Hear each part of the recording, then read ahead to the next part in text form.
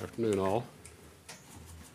I thought I'd take a few moments to offer a few comments on the strategy for South Asia that President Trump outlined last night in his address to the nation, and then take a few of your questions on that subject. I think the President did a fairly thorough job in terms of describing the new military approach, and I think the important point in that is a conditions-based approach as opposed to a time-based approach that had specified troop ceiling levels and timetables. And I think the President's been quite clear that what will be different this time is he has empowered our military commanders on the ground to make more timely decisions, to conduct battlefield operations based upon the conditions on the ground with the battle plans that Secretary of Defense Mattis will be approving. That is going to change the dynamic on the ground considerably. These are some of the same tactics that have been employed in the very successful campaign to defeat ISIS in Syria and Iraq. And so I think we're taking a lot of lessons learned from our success there, and we'll translate those to Afghanistan. This is going to take some time for our military to go through a new set of training with some of the Afghan forces. The fighting will still be borne by the Afghan forces, by their military and their security forces. But we believe that we can turn the tide of what has been a losing battle over the last year and a half or so, and at least stabilize the situation and hopefully start seeing some battlefield victories on the part of the Afghan forces, who have fought very bravely, but they've been fighting, I think, with less than full capabilities that we can give them. I think similarly on the diplomatic front, we too are going to adopt a conditions-based diplomacy. We're going to condition our efforts along with the progress we see being made by the Afghan government, who must continue the reform efforts that we've been working on for some time, in particular, much more rigorous efforts around the anti-corruption. Now, part of the corruption challenge in some respects has been the methods and ways in which we have been delivering some of our aid. We've not been as accountable, I think, to ourselves in terms of ensuring that our aid programs, development programs, are delivering the results that they were intended to deliver. Some of that has been challenged by the security environment. It's very difficult for many of our aid workers to operate in Afghanistan. So as the security environment improves, we expect to adopt a different approach as to how we deliver on the development and assistance that supports the Afghan government in their reforms as well. I think the President was clear this entire effort is intended to put pressure on the Taliban, to have the Taliban understand you will not win a battlefield victory. We may not win one, but neither will you. And so at some point, we have to come to the negotiating table and find a way to bring this to an end. Now, this is a regional approach, and part of why this effort took as long as it did is we chose not to just focus on Afghanistan, but we undertook a fairly comprehensive review of our relationships in Pakistan and our relationship with India. And we see this approach as requiring an integration of all three of those strategies, and use Pakistan, India to also bring pressure to bear on the situation in Afghanistan. Pakistan in particular can play an important role here, certainly in delivering the Taliban to the negotiating table. Pakistan has suffered acts of terrorism. Their citizens have suffered acts of terrorism as dramatic as any we've seen anywhere. And we stand ready to help Pakistan address terrorist organizations inside of their country, but they must adopt a different approach themselves. Pakistan and the U.S. historically had very good relationships, but over the last few years there's been a real erosion in the confidence between our two governments. There's been an erosion in trust because we have witnessed terrorist organizations being given safe haven inside of Pakistan to plan and carry out attacks against U.S. servicemen, U.S. officials, disrupting peace efforts inside of Afghanistan. Pakistan must adopt a different approach, and we are ready to work with them to help them protect themselves against these terrorist organizations, but certainly to begin to end their attacks that are disrupting our efforts at peace. We are going to be conditioning our support for Pakistan and our relationship with them on them delivering results in this area. We want to work with Pakistan in a positive way, but they must change their approach. India is emerging as a very important regional strategic partner with the United States and has played an important role supporting the Afghan government and in particular supporting their economy. India has provided developmental assistance, they've provided economic assistance. They are hosting an important economic conference in India this next week. All of that is important to stabilizing Afghanistan as a nation, get their economy functioning, stabilize the country so that they can provide more opportunities to their citizens. These are all elements of what will lead to stability and ultimately a peace agreement. But the effort is, again, a regional effort. Put pressure on the parties to understand that this fighting is going to take everyone nowhere. And it's time to begin a process. It may very well be a lengthy process of reconciliation and a peace accord. And Afghanistan, as the President said, can choose its form of government that best suits the needs of its people, as long as it rejects terrorism, never provides territory in Afghanistan to provide safe haven for terrorists, and accommodates all of the groups represented inside of Afghanistan, ethnic groups and others. How they want to organize themselves is up to them. But we have to recognize that their culture is a tribal culture, and their history accommodates the nature of those relationships. There's no reason their form of government cannot accommodate that as well.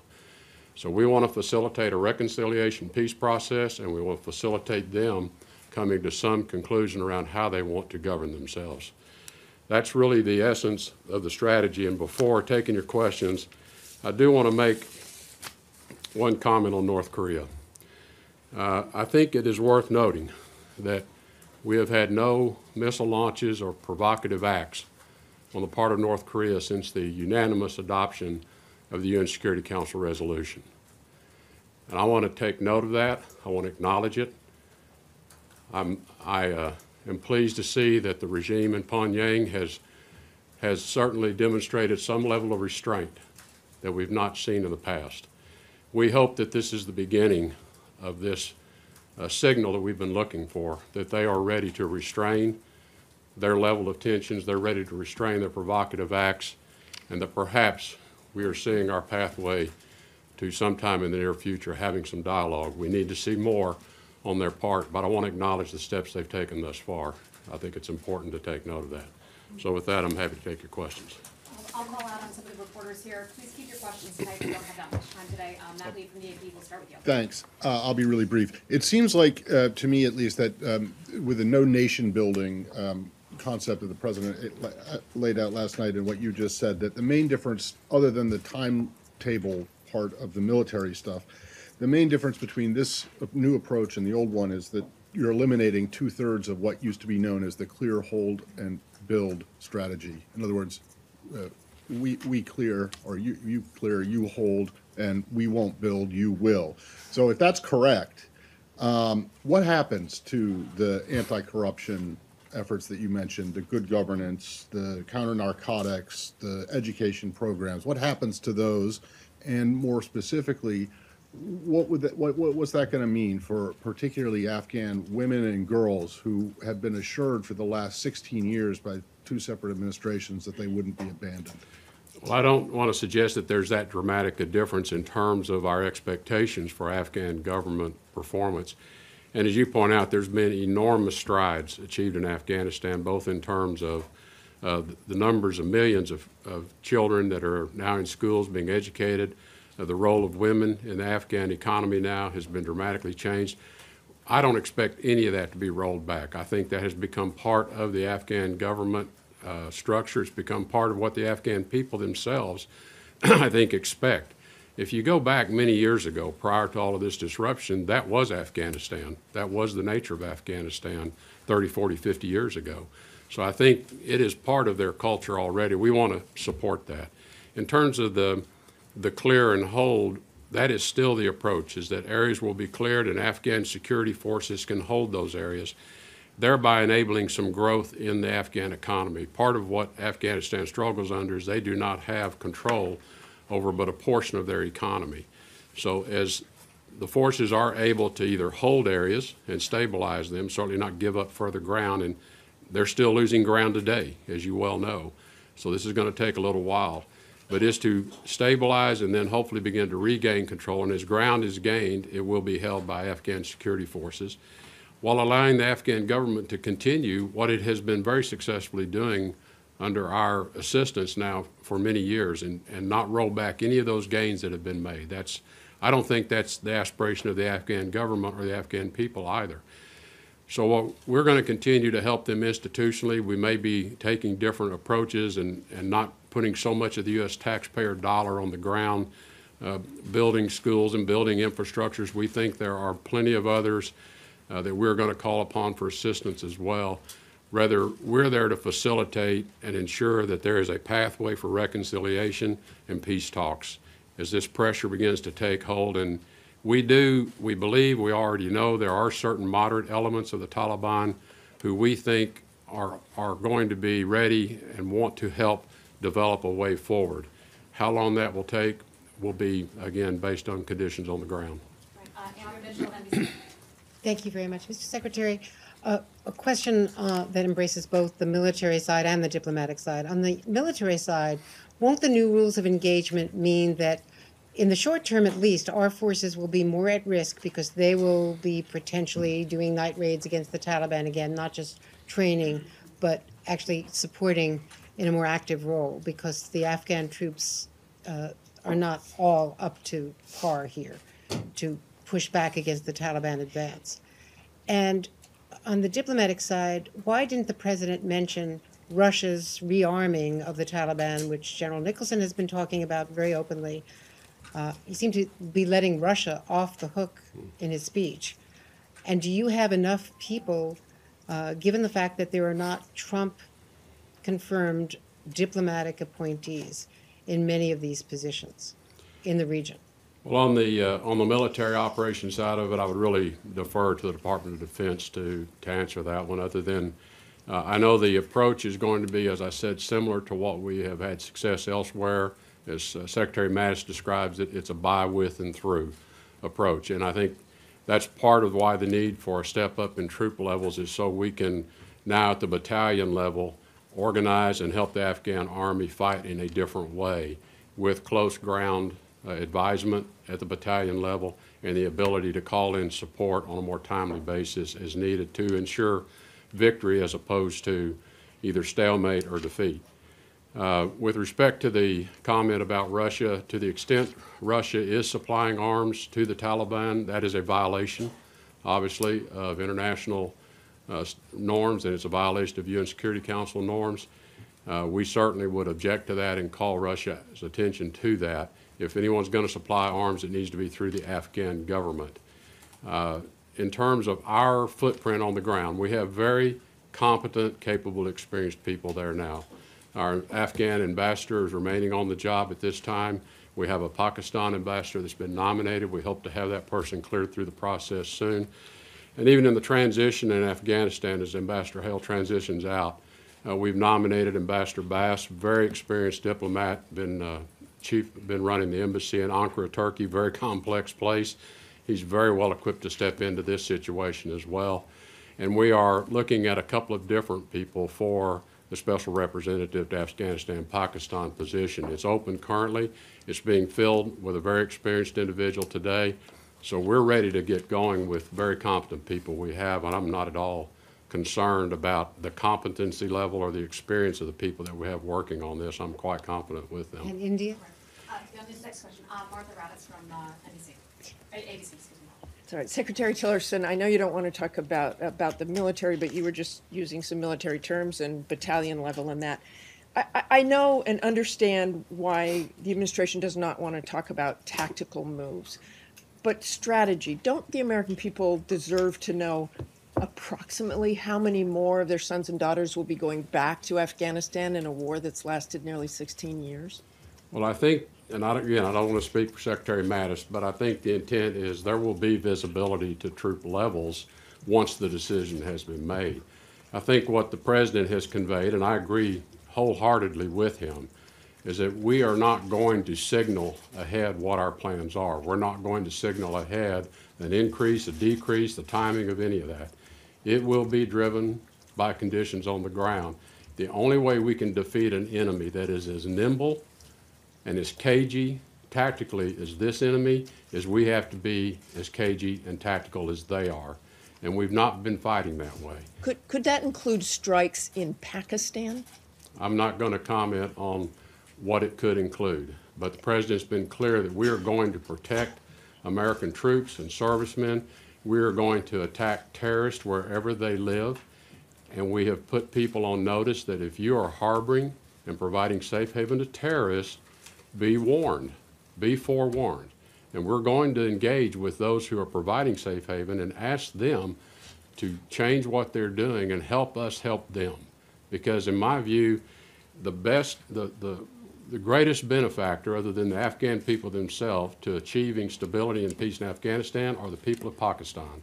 They will benefit more than any other nation. Margaret Brennan, CBS.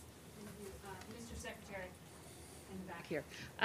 You said no preconditions to talks. Specifically, are you saying that the U.S. no longer expects the Taliban to accept the Afghan constitution and specifically the rights of women? And on Pakistan, did you articulate in specific terms, or do you plan to Pakistan the consequences of their actions, whether it be sanctions, dropping their non-NATO ally status? I mean, what exactly have you communicated, or do you plan to communicate? Well, I had a good call with the Prime Minister of Pakistan yesterday afternoon to give them a bit of a forewarning of what they were going to hear in the President's speech. And also, we did touch on the points I've made to you today. We are going to be engaging with them in a very serious and thorough way as to our expectations and the conditions that go with that. And all of those things you just listed are on the table for discussion if, in fact, they are unwilling to change their posture or change their approach to how they're dealing with the numerous terrorist organizations that find safe haven inside of Pakistan. Again, it is in Pakistan's interest to take those actions. When we say no preconditions on the talks, I think what we are saying is, look, the government of Afghanistan and the Taliban representatives need to sit down and sort this out. It's not for the U.S. to tell them it must be this particular model, it must be under these conditions. And I think that's what the President means when he says we're no longer nation building. Look, we've tried taking certain principles and forms around the world, and sometimes it works, and a lot of places it doesn't work. We don't know what's going to emerge here. We're going to be there, obviously, to encourage others, but it's going to be up to the Afghan government and the representatives of the Taliban to work through a reconciliation process of what will serve their needs and achieve the American people's objectives, which is security. No safe haven for terrorists to operate anywhere in Afghanistan now or in the future. Tom Rogan with the Washington Examiner. Mr. Secretary, you mentioned the force protection concerns and Ambassador Bass shortly going to Afghanistan and the SRAP discussions. But how are you going to get someone who is able to go out beyond the wire and negotiate functionally, regularly, in that weekly basis with individuals from the Haqqani network and that force protection concern? Well, we are going to have to improve the security environment. It is not, the environment today is not conducive to carrying out those types of activities. You're exactly right. And so part of what we're going to have to do is first ensure we're ready to engage when conditions permit us to engage. It again is why Pakistan is very important in this discussion as well. Pakistan can facilitate much of that discussion. And there are other regional players to which this particular conflict and this unstable situation in Afghanistan are important. We've had discussions with the Chinese about a role they might be able to play. We've had discussions with the Russians about the role they could play if they choose to. And certainly regional players in the Gulf, GCC member countries, are very interested in seeing this area in Afghanistan stabilized as well.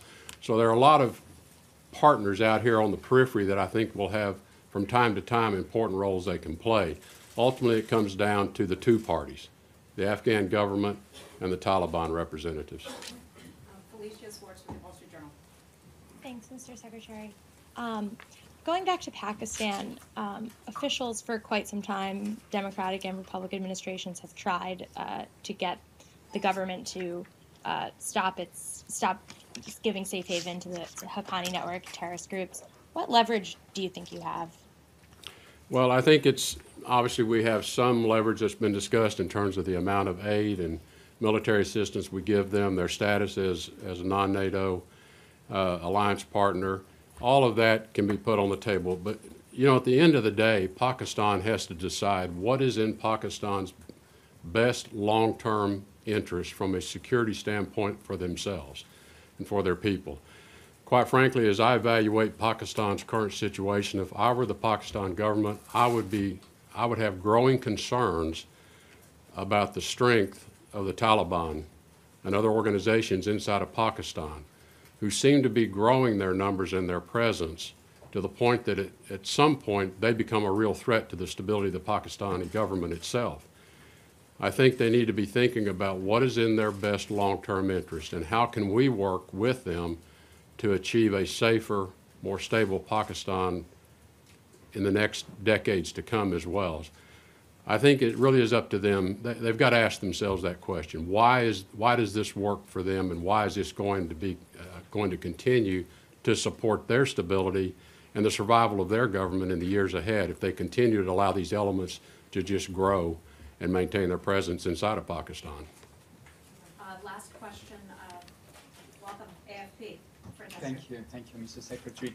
Don't you fear on the other side that too much pressure, too tough pressure on Pakistan may destabilize Islamabad and may have destabilizing all the region with having Taliban stronger in the country?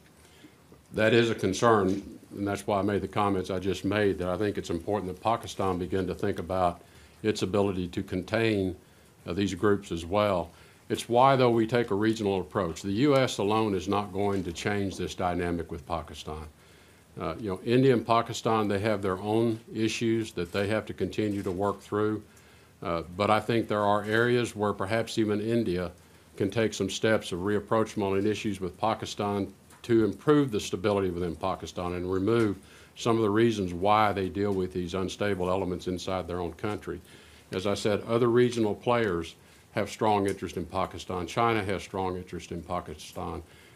Having a stable, secure future Pakistan is in a lot of our interest. They are a nuclear power. We have concerns about their weapons, the security of their weapons. There are many areas in which we believe we should be having very productive dialogue that serves both of our interests and regional interest as well. So this is, again, this is not a situation where the U.S. is saying, look, it's just us and you. What our approach is to bring, as I said, these regional approaches is to bring all the other interests into this effort.